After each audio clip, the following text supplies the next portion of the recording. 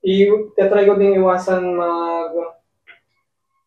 siguro mga negatibong bagay, mga nega, gano'n.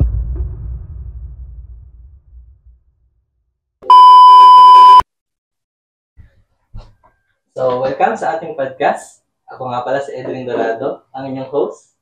So, ngayon ay meron tayong 4 na estudyante na tatanungin tungkol sa stress. So, ano nga ba ang stress? Ang stress ay isang natural na nararanasan ng isang tao sa tuwing sila ay nakakaranas ng mga pagsubok sa buhay. Kaya tara na alamin ang mga pananaw ng mga estudyante ito.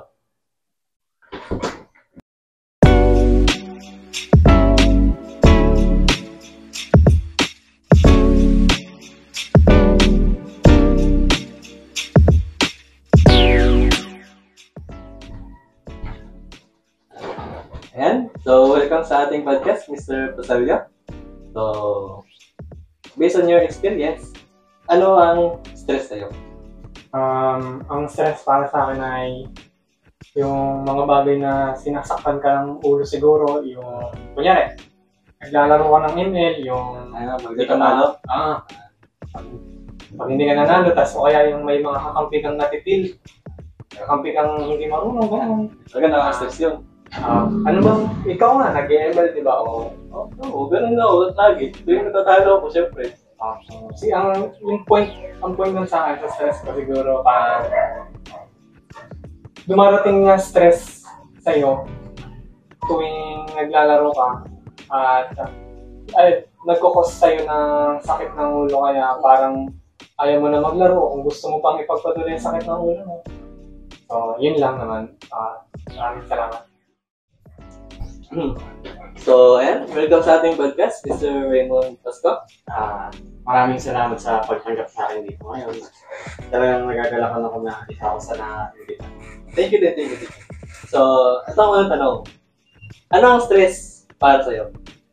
Para sa akin kasi, since experiencing both good and bad stress, it can be, para sa akin, naging paraan para maabot ko yung mga dating hindi ko kinakaya, pero in a bad way naman, para siya naging paraan para sa akin na hindi ko malampasan yung mga pagsubok na parang pag kasi nai-stress ako minsan, mabilis ako ma-overwhelm.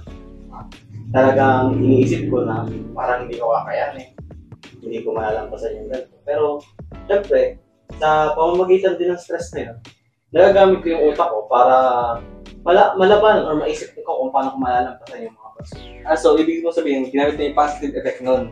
Oo. Para malagpasan yung mga pagsubok. Tinake advantage ko talaga yung effects ng stress.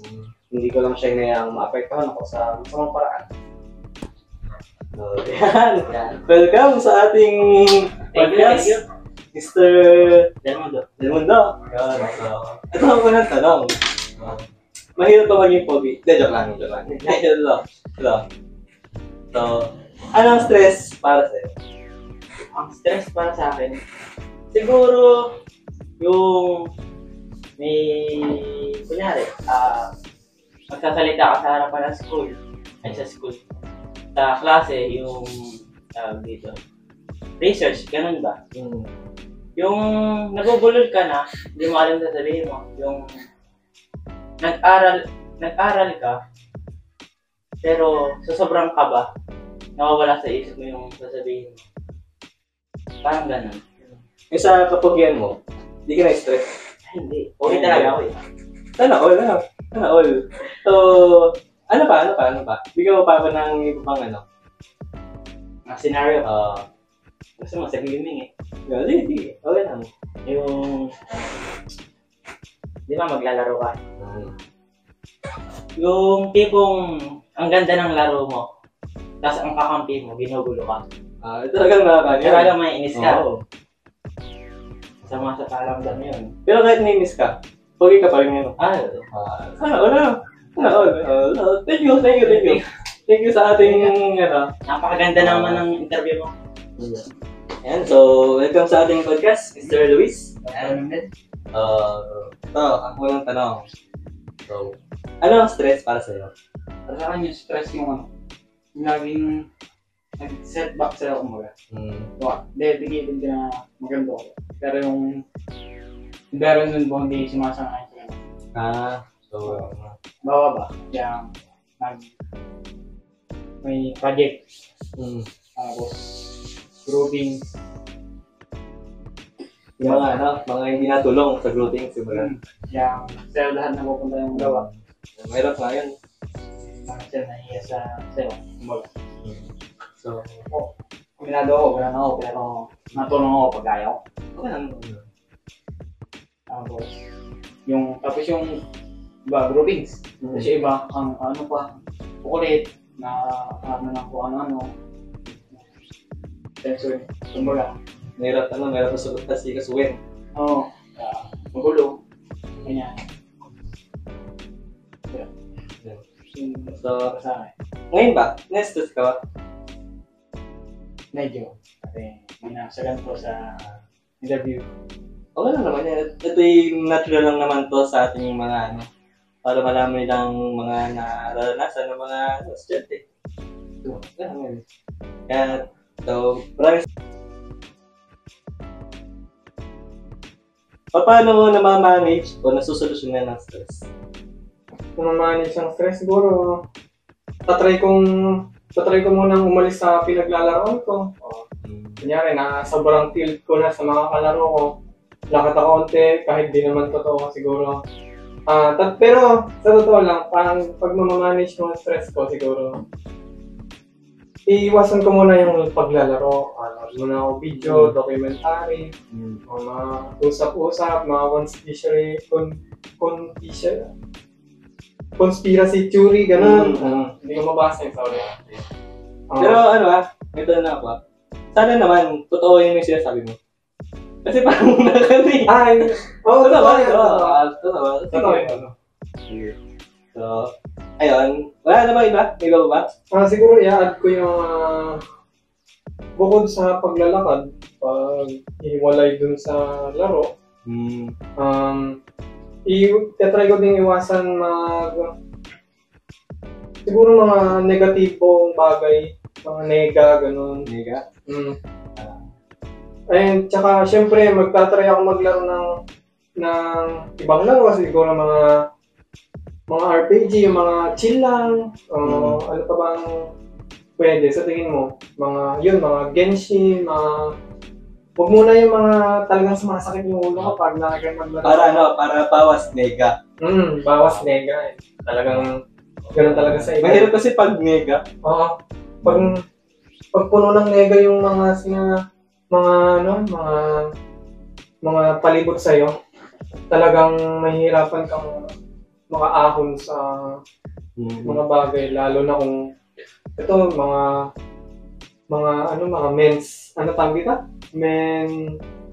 mental health, mga ganon. So may mga araw na yun, talagang maraming napapagod eh. Sa amin nga din maraming nega. Sa tingin mo?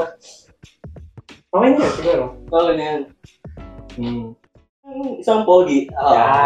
So, paano mo namamanage o nasusolusyonan ng stress? Sa akin, dalawa lang naman. Matulog.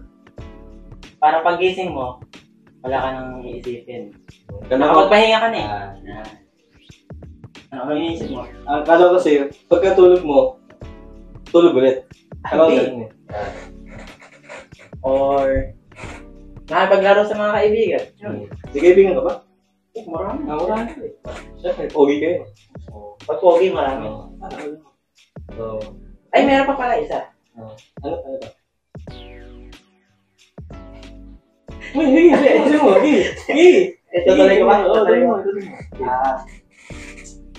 Maglalaro ka, solo lang. Solo lang. Yung, hindi online, yung wala kang kalaro, yung tipo, chill game ba? Mag-isa sa bahay. Ayan.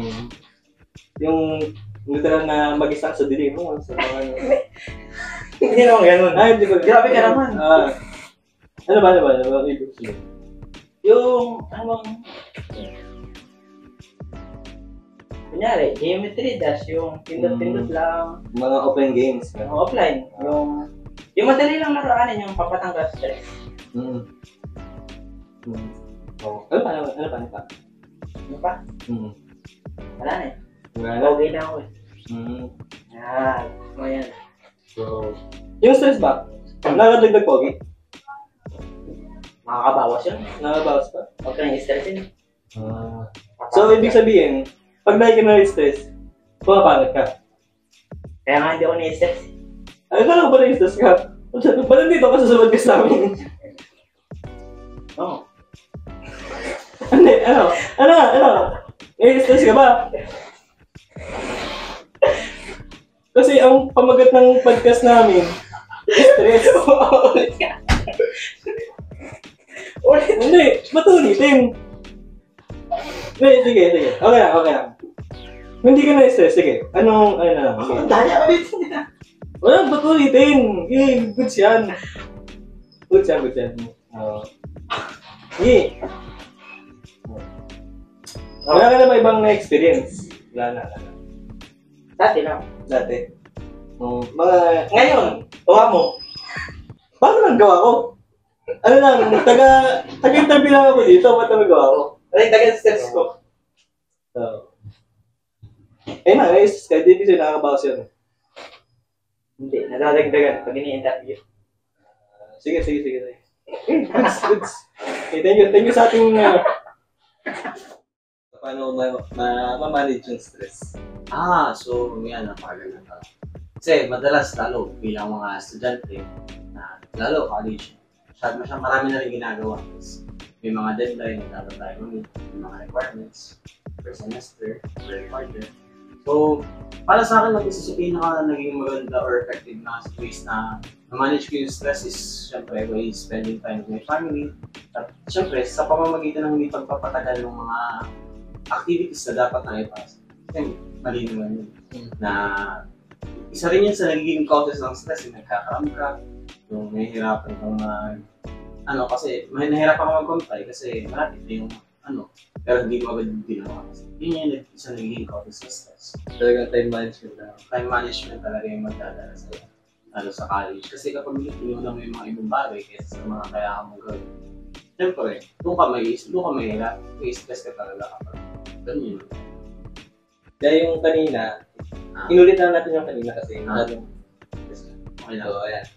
So, ba't yung iba pa? Sa ROTC, mga stress sa ROTC? Sa ROTC siguro, isa sa pinaka-stress na part din, siyempre. Lalo nung galing ako sa advance. Siyempre, yung pressure at expectations ng mga seniors, mga naging, mga nakagraduate. Siyempre, malaki yung tingin ko sa kanila. Siyempre, dahil natapos nila yung ROTC advanced course. So, yung pakikisalamuha nila dahil pakikipagsalamuha ko sa kanila dahil nag-quit ako. Kasi yun na nag-focus sa akin ng stress na tuwing nakikita ko sila na hindi ko alam kung ano sasabihin ko sa kanila, nahihirapan ako magsalita. Kaya, nagiging isa sa causes ng stress. Pero okay lang naman kahit paano ma-manage mo naman. Okay lang naman.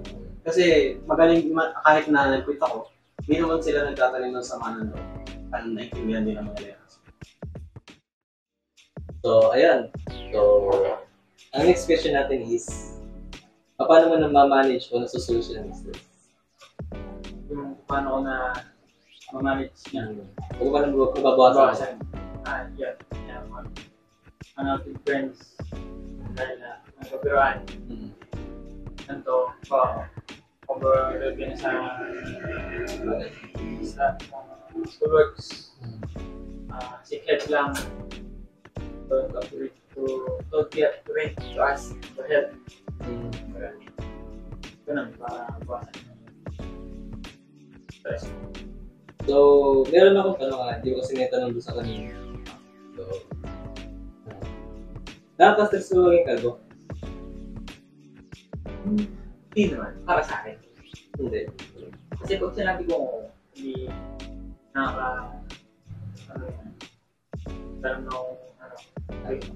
hindi ko naman siya i-feel yung napipil niyo.